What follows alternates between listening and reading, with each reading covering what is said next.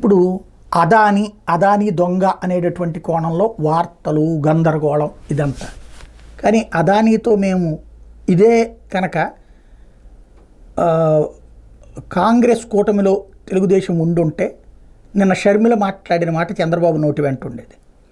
అదే సందర్భంలో ఆంధ్రప్రదేశ్లో పారిశ్రామికవేత్తల్ని పిలుచుకొచ్చేటటువంటి సందర్భంలో దాన్ని జడగొట్టుకునే ఉద్దేశం లేదు. అందుకే నేనే విష్ణుకుమార్ రాజు లాంటి వాళ్ళు భారతీయ జనతా పార్టీకి అక్కడ లంచం ఇచ్చారు అన్నటువంటి కోణాన్ని ప్రొజెక్ట్ చేసేటటువంటి ప్రయత్నం లేదా అదానిని దెబ్బతీసే ప్రయత్నం కాంగ్రెస్ పార్టీ చేస్తుంటే దాన్ని వైసీపీ వరకు మాత్రమే చుట్టేసేటటువంటి ప్రయత్నం, తద్వారా కథ నడిపే ప్రయత్నాన్ని విష్ణుకుమార్ రాజు లాంటి బీజేపీ ఫ్లోర్ లీడర్ చేస్తే దాంతోపాటుగా గొంతు కలిపినటువంటి వాళ్లతో గొంతు కలపలేదు చంద్రబాబు నాయుడు.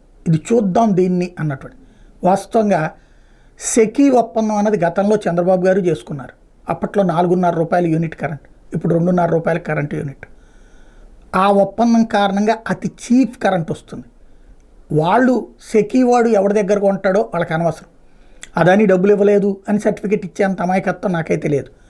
తీసుకున్నాడా లేదా జగన్మోహన్ రెడ్డి, ఇది నేను సర్టిఫై చేయను. కానీ పాయింట్ ఏంటంటే అదానీతో తెగతెంపులు చేసుకోవడానికి సిద్ధంగా లేదు. అందుకని నేను రాజకీయ దుమారు ఇప్పుడు మామూలుగా ఇది తిరుమల లడ్డు విషయంలోనో లేకపోతే ఇంకో విషయంలోనో పవన్ కళ్యాణ్, చంద్రబాబు, బీజేపీకి సంబంధించి పురంధేశ్వరి వీళ్ళందరూ ఆవేశంగా రగిలిపోయినంతగా ఇక్కడ లేదు.